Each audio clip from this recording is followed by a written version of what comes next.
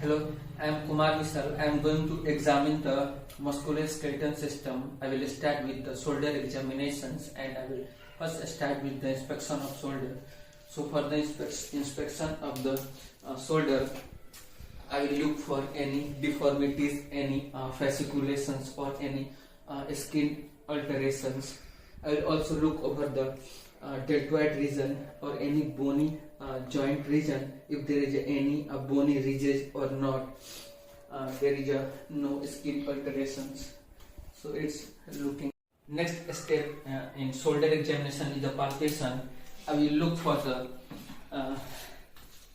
sternoclavicular joint, and I will also look for the clavicle and the clavicle end, that is the acromioclavicular joint, if there is any tenderness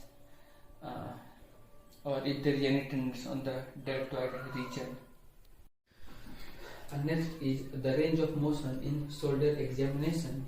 The first we will start with the flexion, and the patient instruction is raise your hand in front of you. Second is extension, raise your hand behind you. Third is abduction, raise your hand outside your body. And the fourth is adduction, cross your hand in front of your body. Next is internal rotation, put your hand back and touch the blade of scapula.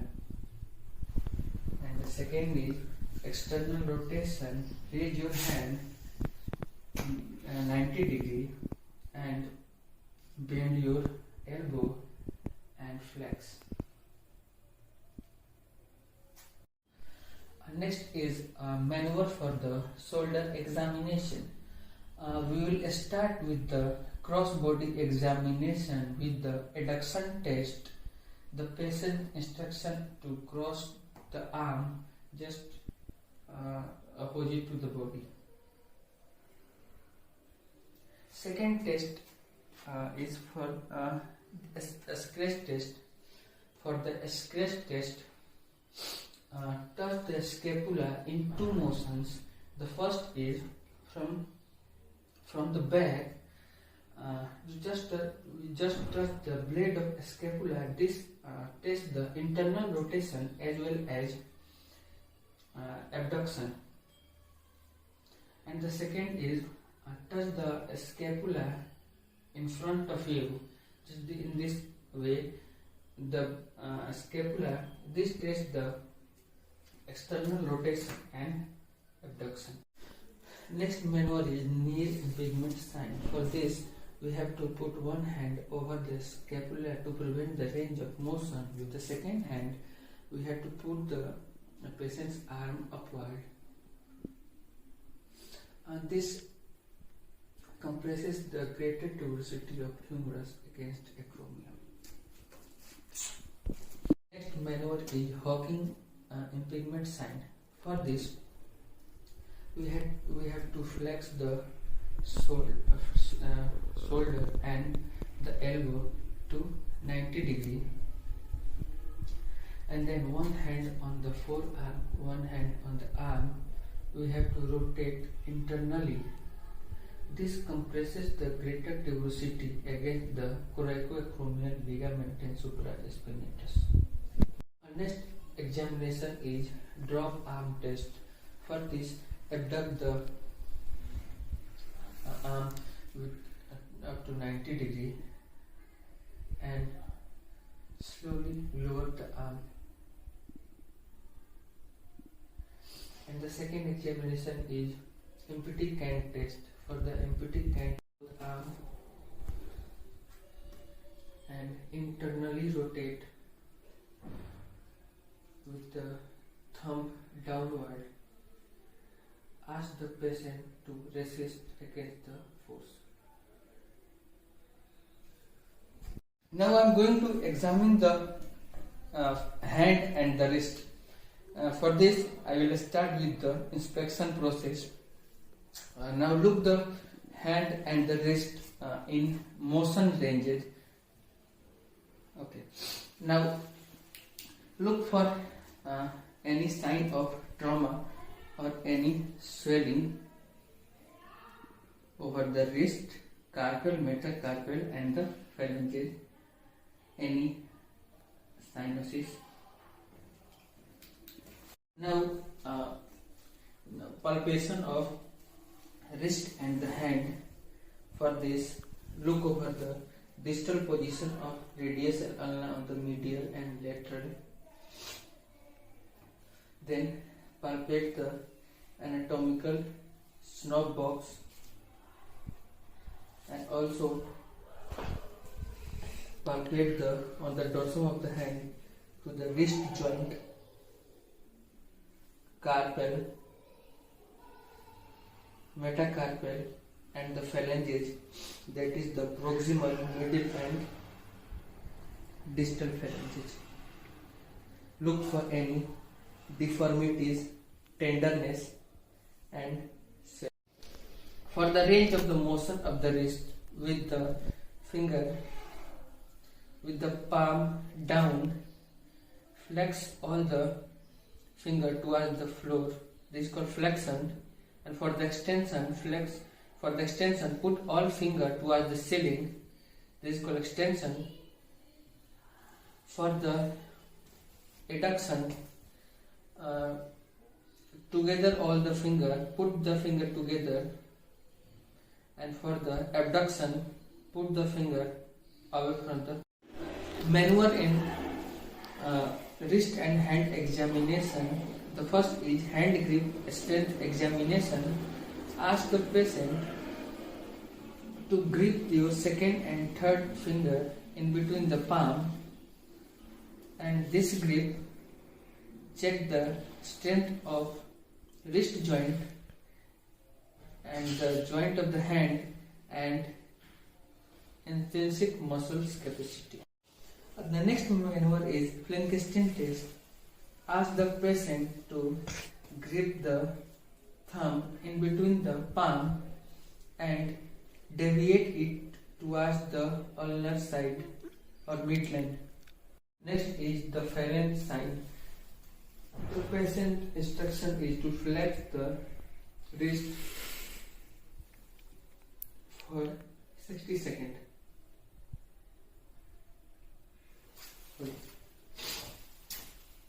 Next maneuver is thumb abduction test. Ask the patient to just straight the thumb and I will press the thumb downward and patient should resist against this. Next is Tinel sign. For this, tap on the median nerve lightly. For the knee examination, we will start with the inspection of knee. Inspect the knee for the knee should be in extended positions. Look for atrophy of quadricep muscles and inspect sign of swelling over knee joint and suprapatellar pouch.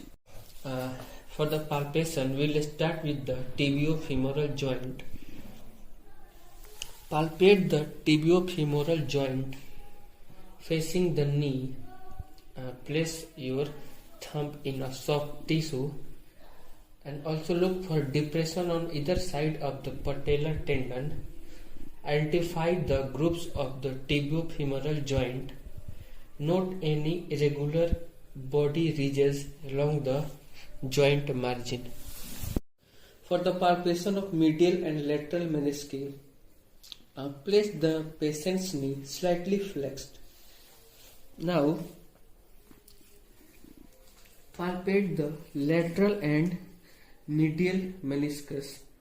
For a medial meniscus, press on the medial soft tissue depression along the upper edge of the tibial plate. Now, palpation of medial collateral ligament and the lateral collateral ligament.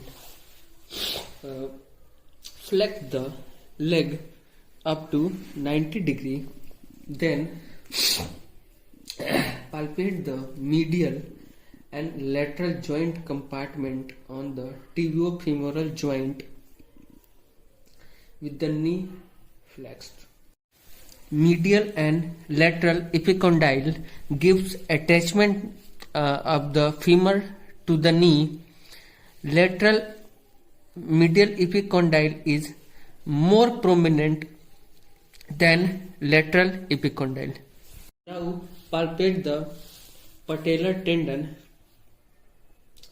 For this, locate the patella and patellar tendon that is distally to the tibial tuberosity.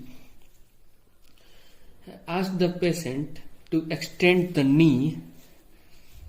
With the patient's supine and the knee extended, compress the patellar against the underlying femur and move it medially and laterally for crepitus and pain. For the examination of the bulge sign for the minor effusion, with the knee extended, place the left hand above the knee and apply pressure on the suprapatellar pouch. Now displacing the milking fluid downward. Stroke downward on the medial aspects of the knee and apply pressure to force fluid into the lateral area. Now tap the knee just behind the lateral margin of patella with the right hand. If the milk or the fluid is going to the medial direction, this is the position. The balloon sound, that is the major effusion.